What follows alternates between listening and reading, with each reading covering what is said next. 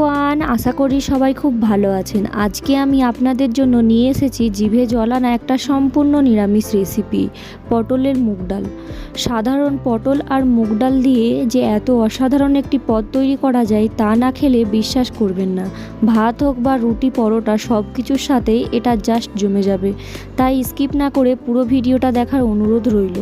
রান্নার জন্য এখানে আমি প্রায় 350 গ্রাম মতো একদম টাটকা পটল নিয়েছি, আর সাথে নিয়েছি দুটো মাঝারি সাইজের আলুর খোসাগুলো আমি আগে থেকেই ছাড়িয়ে পরিষ্কার করে ধুয়ে রেখেছি। রান্নার স্বাদের জন্য সাথে থাকছে লাল লাল টমেটো আর কাঁচা লঙ্কা। এবারে দেখুন পটলটা ঠিক এইভাবে ছাড়িয়ে নিচ্ছি। আপনারা কিন্তু ঠিক এইভাবে খোসাটা ছাড়াবেন। পুরো খোসাটাও আমি ফেলে দিচ্ছি না, আবার পুরো সাদা অংশটাও বের করছি না। একটু খোসা রেখে ছাড়ালেই পটল রান্নার পর দেখতেও এমন সুন্দর হয়, খেতেও কিন্তু অসাধারণ লাগে। খোসা ছাড়ানো হয়ে গেলে পটলগুলোকে আমি ঠিক এইভাবে গোল গোল করে কেটে নিচ্ছি। ঠিক যেভাবে আমি কেটে নিচ্ছি তোমরাও এইভাবে কেটে নিতে পারো।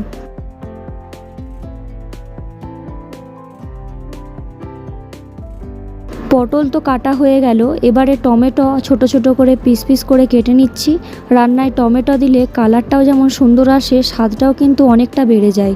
যারা একটু টক মিষ্টির স্বাদ পছন্দ করেন তারা টমেটো অবশ্যই দেবেন। আর ঝালের জন্য আমি নিয়েছি কয়েকটা কাঁচা লঙ্কা। লঙ্কাগুলোর মাঝখান থেকে ঠিক এইভাবে একটু চিড়ে দিচ্ছি, এতে ঝালটা ঠিকঠাকভাবে বের হয়। আবার লঙ্কা খুব সুন্দর একটা ফ্লেভার রান্নায় মিশে যায়। আপনারা যেমন ঝাল খেতে পছন্দ করেন লঙ্কার পরিমাণটা সেই বুঝে দেবেন।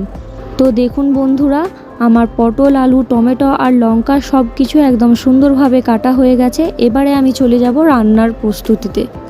প্রথমে একটি কড়াই বসিয়ে দিলাম। কড়াইটা একটু গরম হয়ে গেলে এতে দিয়ে দিচ্ছি 2 থেকে 3 চামচ মতো মুগ ডাল।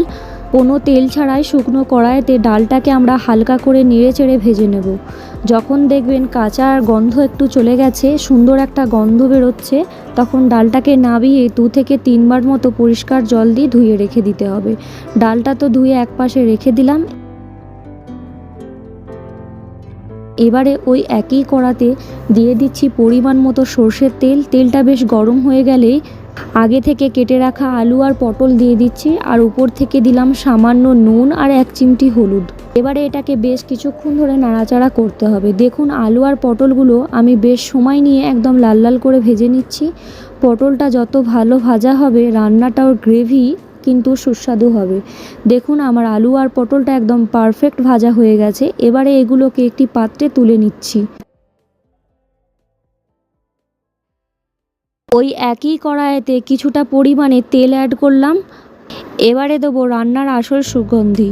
ফোড়নে দিয়ে দিচ্ছি শুকনো লঙ্কা, গোটা জিরে আর দিচ্ছি এলাচ। এটাকে বেশ কিছুক্ষণ নাড়াচাড়া করব মিষ্টি একটা গন্ধ উঠলে। আর দিচ্ছি কারি পাতা। নিরামিষ রান্নায় কারি পাতার ফ্লেভারটা কিন্তু দারুণ লাগে।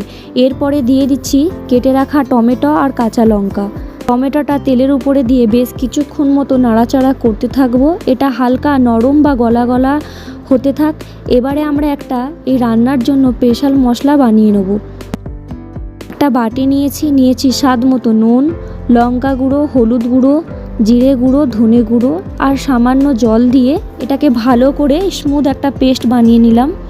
বন্ধুরা, মশলা এইভাবে জল দিয়ে গুলে রান্না পুড়ে যায় না এবং রান্নার রং আর স্বাদ দুটোই ভালো হয়। দেখুন ওইদিকে টমেটোটা বেশ নরম হয়ে গেছে। এবারে আমি তৈরি করে রাখা মশলার ঘোলটা কড়াইয়ে দিয়ে দিলাম। মশলাটা দিয়ে বেশ কিছুক্ষণ নাড়াচাড়া করতে থাকবো।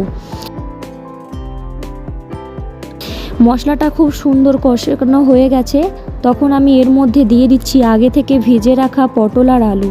পটল আর আলুকে ভালোভাবে খুব সুন্দর করে কষিয়ে নিতে হবে। দেবো আগে থেকে ধুয়ে রাখা মুগ ডাল। ডালটাকে দেওয়ার পর বেশ কিছুক্ষণ মিনিট 5 মতো এটাকে খুব ভালোভাবে কষাতে হবে। একটা কথা বলতে একদম ভুলে গেছি বন্ধুরা, আমি কিন্তু আদা বাটাটা দিতে একদম প্রথমের দিকে ভুলে গেছিলাম। তাই মাঝখানে দিয়ে এটাকে 2 থেকে 4 মিনিট আরও ভালোভাবে কষাতে হবে, যতক্ষণ তার কাঁচা গন্ধটা চলে যায়। আপনারা চাইলে এটা মশলা দেওয়ার সময়তে দিতে পারেন।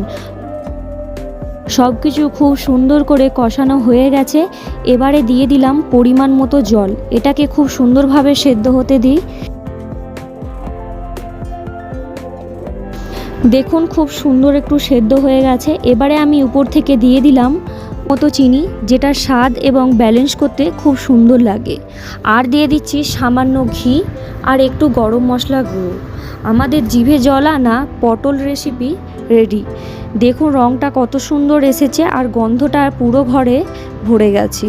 তোমরা এই রেসিপিটা বাড়িতে অবশ্যই ট্রাই করে দেখো। রেসিপিটা বানাতে একদম ভুলো না।